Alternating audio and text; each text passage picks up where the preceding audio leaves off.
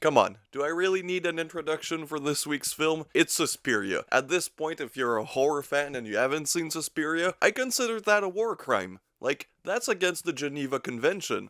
I bet we'll do nicely together. I think you're sweet. So I guess this month's theme is movies that made me a horror fan, and Suspiria specifically made me an Italian horror fan. I was just a wee lad, maybe 11, maybe 12, and I went to Giant Tiger with my mother. Now if you're from not Canada, Giant Tiger is basically the Walmart of Walmart. That's where my mom would purchase me zebra cakes, because they were half priced, but also twice as stale.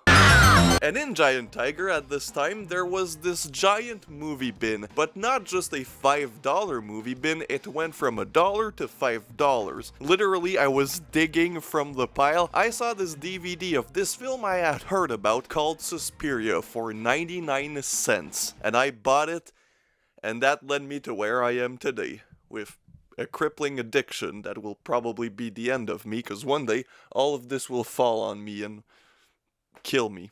A glass of red wine with each meal. It works miracles. And this video is gonna be a bit different because, come on, it's Suspiria. We all know about it, we've all seen it, hopefully, you better have seen it, so I won't go into too many details, and I'll just talk about how great this film is. And especially for Halloween season, this is the perfect end to it, because it's creepy, it's entertaining, and it's goddamn beautiful. This is a masterwork of cinema, from the cinematography that was heavily inspired by Mario Bava's Blood and Black Lace. Now clearly, the lighting style of this film has inspired a lot of filmmakers after Dario Argento, including myself. I've been inspired in my own short films by Argento's style, and even the lighting in this room has been designed to mimic the lighting of Suspiria. The score by Goblin is goddamn incredible. Whenever the opening title sequence starts, I can't stop myself from just tapping my fat, disgusting stomach to the beat of the theme song of this film. And the opening scene is probably the strongest opening scene in any horror film ever. This film stars Jessica Harper, and she plays Susie Banyan, which, that's a name of all time. I knew a woman called Banyan years ago in New York. And she's from New York, but she's moving to Germany to go to a ballet school because she's a ballet dancer. She arrives and already it's weird. The people are strange, it has this weird dreamy atmosphere, and of course it rains, so you know something bad is gonna happen. She gets into a taxi and the driver doesn't understand anything she's saying, so she shows him the address of the school. So he drives her there, and then when she arrives, she sees somebody get out of the school while that person is yelling something, but you can't really understand since it's raining, there's thunder, and Susie is a bit confused. That girl escaping is called Pat, and that's exactly what she does. She escapes. Susie goes to the door but gets told off by the person behind the machine, the speaker. And then it cuts to Pat getting into this enormous house or apartment, I don't know, but it's beautiful, and again, the cinematography is... Pat goes to see a friend who offers her a room, so she gets ready, she washes off since she's wet from the rain, and that's where she sees something staring at her through the window, which launches her into her demise. She gets brutally murdered, and most of this will sadly be censored on YouTube, so if you want to see this uncensored, go check out my Patreon. She gets stabbed like a lot. She even gets stabbed so bad that we can see her heart, and then the killer stabs her in the heart. But none of this tops what happens next, as she gets hung from the ceiling, but not before breaking the glass ceiling. Literally. It's beautifully shot, it's so tense, the music again is just wonderful, and it's truly one of the best opening ever in a horror film. And it sets the tone because nobody just dies in this film, they die a painful and awful death. Oh, yes.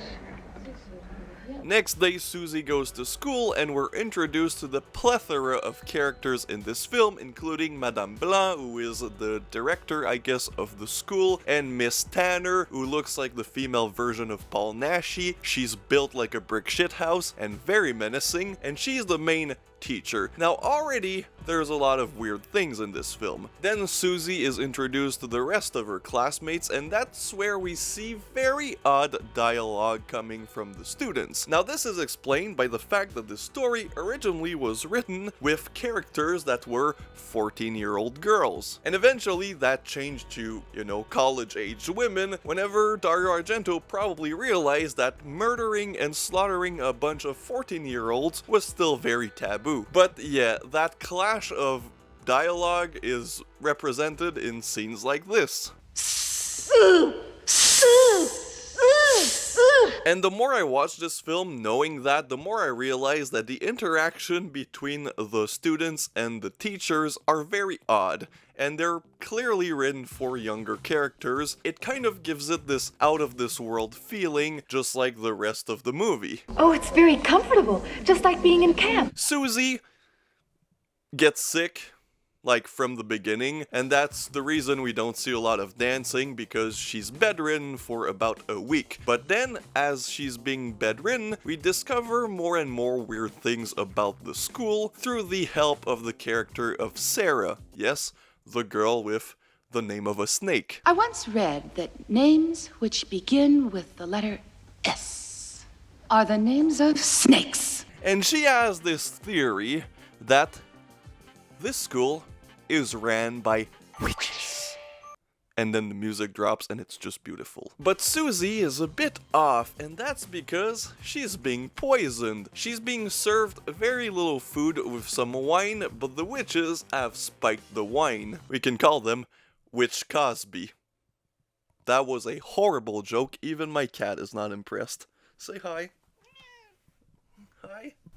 You've done very well, congratulations. A scene that kind of launches Sarah to start, spewing her conspiracies about witches is the scene where a bunch of worms fall out of the ceiling, which is explained by rotting food, but that leads all the girls to sleep in the gymnasium. The girls are just sleeping, and then we hear some very weird snoring, and that snoring is coming from, I don't remember her title, the directress, basically the person who finances the school, I think. Susie is like, wow, this is wacky, and that's where Sarah is like, yeah, there's a bunch of weird things happening around here. But eventually, as they say, curiosity kills the cat, and Sarah gets too close to the truth, and she is obliterated by what, you may ask? She falls into the barbed wire room. Yes, the barbed wire room. Something we all have in our houses. You know how Japanese houses have tatami room? Well, German houses all have the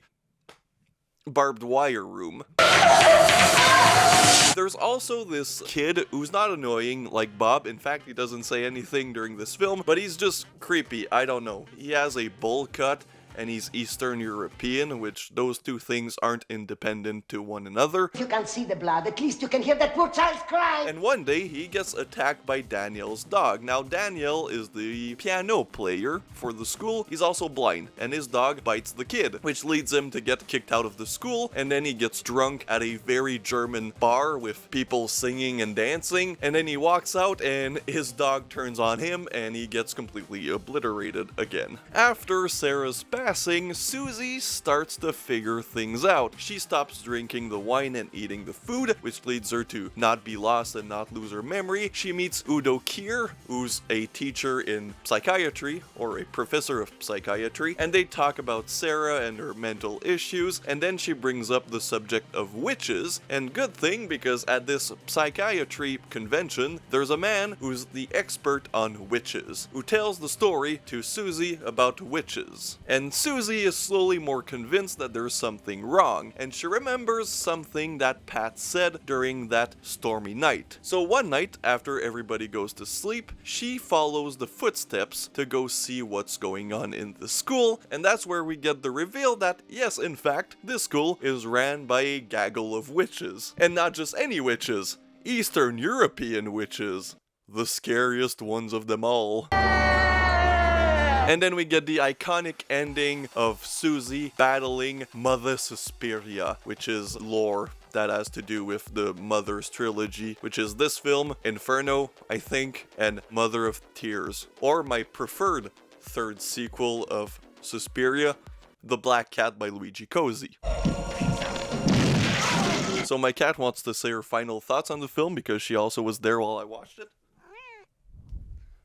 Thank you, cat. That's exactly what I thought. Obviously, I love this film. It's one of my favorite horror films of all time. It's one that started pretty much my love for Italian horror, and that's probably why I relate the month of October to Italian horror. The more I look at my recent watches, the more I'm like, Jesus Christ, October really is my month for Italian horror, just because that's kind of my first love with horror, was the Italian horror movement, and Suspiria is the cause of that. Now, Dario Argento is personally not my favorite of the Italian greats. He is a great, but I much prefer Lucio Fulci and even Mario Bava, whose Black Blood and Black Lace is very much an influence on this film. Suspiria just isn't a giallo. Goddamn, never call Suspiria a giallo, because an Italian horror fan will weep. This movie is stylistic. The biggest critique is that it's style over substance, which, yes, but who cares when the style is that amazing? Now, obviously, it's hard to gauge acting when everyone is dubbed, but I just love Jessica Harper's performance. She plays Susie's role perfectly. Sarah does a good job too. Olga, who I haven't even talked about, I love her. She's played by, what's her name? She's in Sister of Ursula too, one of the sleaziest